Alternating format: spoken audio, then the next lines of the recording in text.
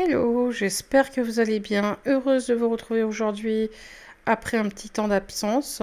Alors aujourd'hui, la vidéo, ça sera pas sur une affaire de disparition ni une affaire criminelle, mais une histoire de réincarnation.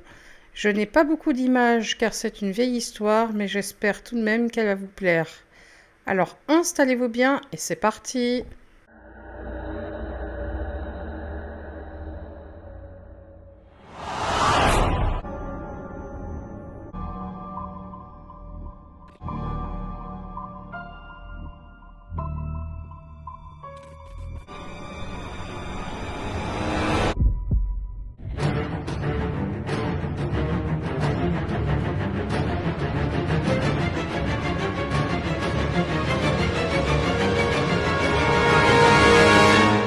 John Pollock est né à Bristol en 1920 et a grandi dans l'Église d'Angleterre avant de se convertir au catholicisme. Florence Pollock a grandi en tant que membre de l'Armée du Salut et est devenue catholique en épousant John. Malgré sa foi chrétienne, John croyait aussi fermement en la réincarnation qu'il a découvert pour la première fois dans un roman à l'âge de 9 ans. John a dit plus tard aux journalistes que la nuit il priait Dieu pour obtenir des preuves de réincarnation, se prouvant qu'il avait raison et que les prêtres avaient tort. Mais Florence, elle, n'y croyait pas. Les Pollock ont quitté l'église dans les années 1960. Joanna Pollock est née en 1946. C'était la première fille du couple. En 1951, à la suite d'un déménagement familial à Hexham, leur deuxième fille Jacqueline est née. Comme leurs parents étaient préoccupés par leur entreprise d'épicerie et de livraison de lait, leurs filles ont été élevées principalement par leur grand-mère maternelle. Les filles étaient inséparables. Joanna aimait jouer avec Jacqueline. Elle aimait aussi porter des costumes et jouer dans des pièces qu'elle inventait. Elle était aussi très généreuse et partageait librement avec d'autres enfants. Les deux filles aimaient peigner les cheveux des gens, en particulier ceux de leur père. Joanna avait eu une prémonition, qu'elle ne grandirait jamais, disant souvent « Je ne serai jamais une grande dame ». À l'âge de 3 ans, Jacqueline est tombée contre une chaudière, un accident qui a causé une entaille sur son front, au-dessus de son œil droit, près de la racine de son nez. Cela formait une cicatrice permanente, qui était particulièrement visible par temps froid.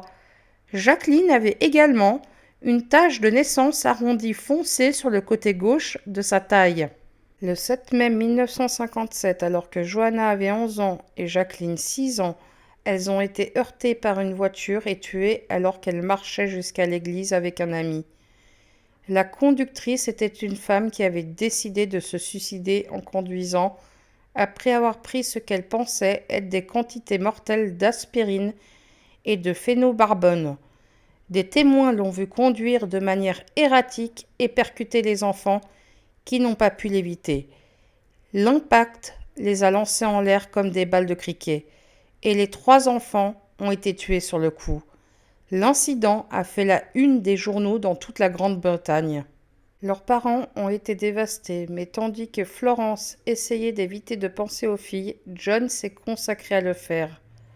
Le jour de l'accident, il vit une vision d'elles dans le ciel, puis il sentit la présence de leur esprit dans une pièce supérieure de la maison, et prit du temps dans cette pièce afin d'être proche d'elles.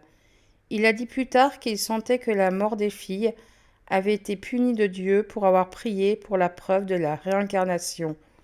Mais il a également estimé que sa prière serait exaucée par le fait que ses filles renaissent dans la famille. Florence s'est opposée à cette notion et pendant un certain temps, le conflit a menacé leur mariage. Quelque temps après, Florence tombe enceinte et John devint convaincu que Joanna et Jacqueline étaient sur le point de se réincarner dans la famille en tant que jumelles. Florence a rejeté cette croyance et son médecin a prédit une seule naissance sur la base de la palpation, du rythme cardiaque fœtal et du manque de jumeaux dans la famille de l'un ou l'autre des parents. Cependant, Florence a donné naissance à des jumelles le 4 octobre 1958 et elles ont été nommées Gillian et Jennifer. Jennifer avait une tache de naissance qui ressemblait à la cicatrice de Jacqueline, et une seconde tache de naissance au même endroit que la tache de naissance de Jacqueline. Ian Stevenson, chercheur pionnier en réincarnation, a enquêté sur l'affaire après avoir entendu parler par le biais de la couverture dans les journaux en 1963. La même année, alors que les jumelles avaient 4 ans, il a rencontré la famille chez elles et a longuement interrogé les parents, et il a examiné les filles à la recherche de taches de naissance. Il a de nouveau rencontré la famille en 1967 et a correspondu avec eux jusqu'à sa prochaine visite en 1978, alors que les jumelles avaient 20 ans. À ce moment-là, il a fait organiser des analyses sanguines pour déterminer leur zygotie, ce qui a montré qu'elles étaient monozygotes identiques. Florence Pollock est décédée en 1979. Stevenson a rendu visite à John et à sa nouvelle épouse ainsi qu'à Gillian en 1982 et a continué à correspondre avec John jusqu'à sa mort en 1985. Steven a écrit un rapport de cas détaillé dans le 2e volume de Réincarnation and Biology et a résumé des versions dans 2 ouvrages. Gillian et Jennifer ont fait plusieurs déclarations et reconnaissances concernant Johanna et Jacqueline. Quand elles avaient environ 3 ans, les parents ont sorti les jouets qui avaient appartenu à leur fille décédée et qui avaient été mis en boîte et stockés dans le grenier. Gillian a revendiqué la poupée qui avait appartenu à Johanna et Jennifer a revendiqué celle qui avait appartenu à Jacqueline. Elles ont dit que les poupées avaient été des cadeaux du Père Noël comme elles l'avaient été pour Johanna et Jacqueline. Lorsque Gillian a vu un essoreur de jouets qui avait également été un cadeau du Père Noël à Johanna, elle a dit « Il y a mon essoreur de jouets », ajoutant que le Père Noël l'avait apporté. Les filles ne se sont disputées sur aucun des jouets. Florence Pollock a parfois entendu Gillian et Jennifer discuter des détails de l'accident. Une fois, Gillian est tombée, cognant la tête de Jennifer en disant « Le sang sort de tes yeux ». Et c'est là que la voiture nous a heurtés. John Pollock se souvient que lorsqu'il a identifié les corps, la tête de Jacqueline avait été bandée au-dessus des yeux.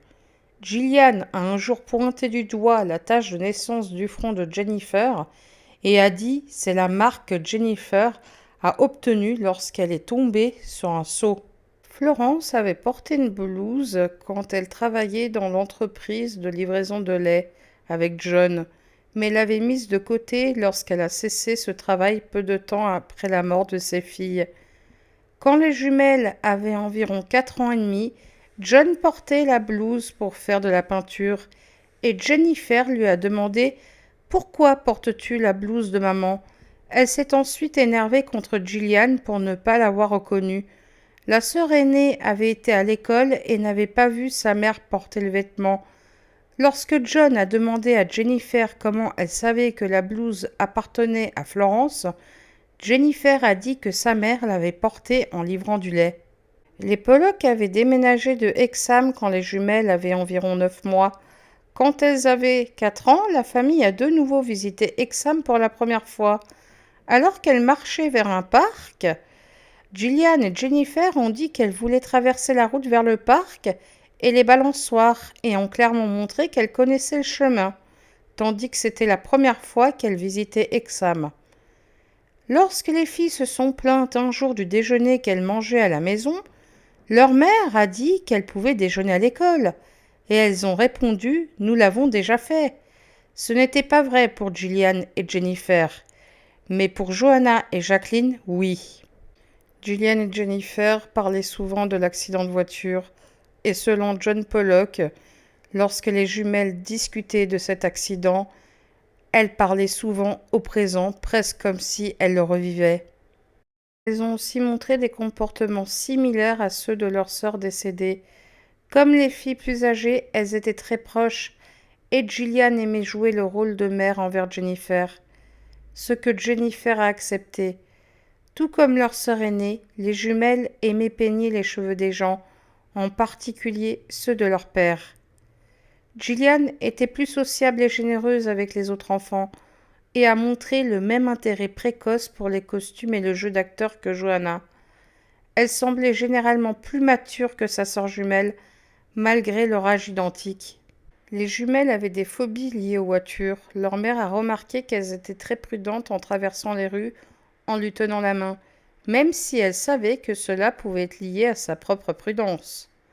À une occasion, lorsqu'une voiture a démarré près d'eux, dans une ruelle fermée, John Pollock a vu ses filles grincer des dents dans la terreur et s'accrocher l'une contre l'autre en pleurant. La voiture, ça vient pour nous. Peut-être se souvenir du mur qui les avait empêchés de s'échapper dans leur vie précédente. Au moment de leur mort, Jacqueline apprenait encore à écrire. Son professeur, préoccupé par le fait qu'elle tenait toujours le crayon droit dans son poing, a suggéré aux parents de corriger l'habitude. Lorsque Gillian et Jennifer ont commencé à apprendre à écrire à l'âge de 4 ans, Gillian a immédiatement tenu le crayon correctement, tandis que Jennifer le tenait droit dans son poing. Elle n'a commencé à le tenir correctement qu'à l'âge de 7 ans. Les jumelles avaient aussi des signes physiques similaires avec leur sœur décédée. Joanna était mince, tout comme Gillian. De même, la construction quelque peu trapue de Jennifer correspondait à celle de Jacqueline.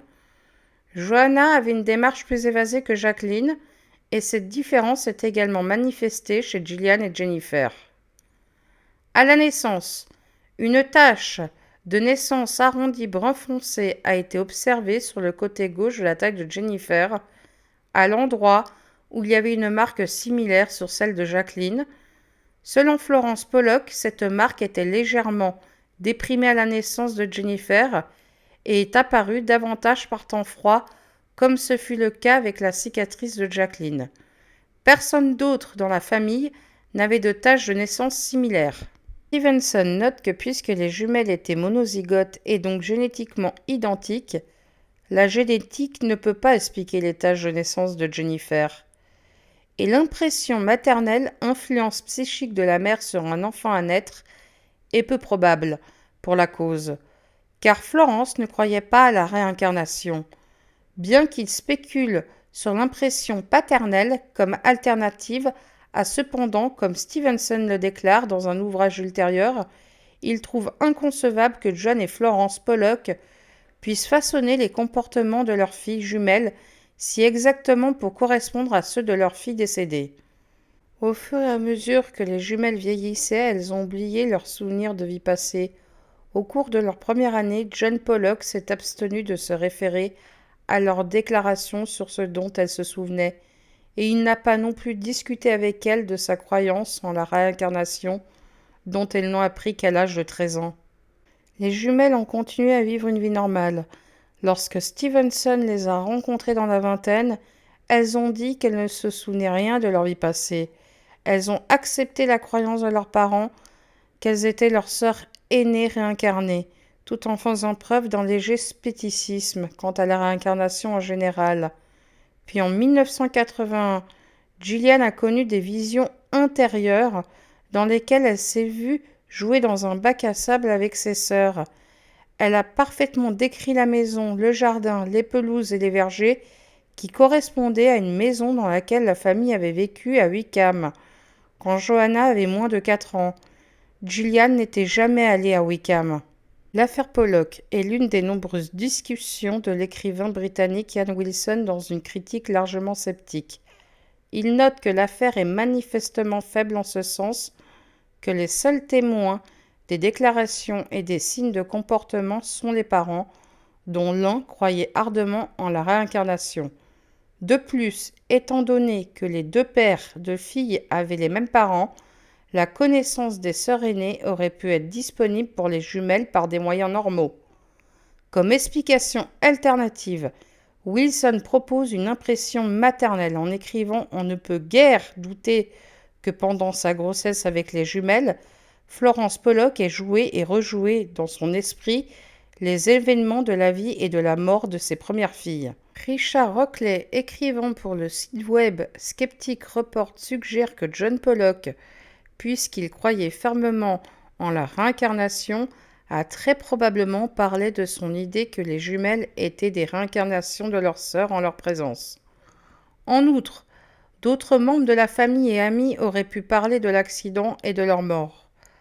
Il suggère également, les parents pourraient également trop lire dans les déclarations des jumelles ou mentir.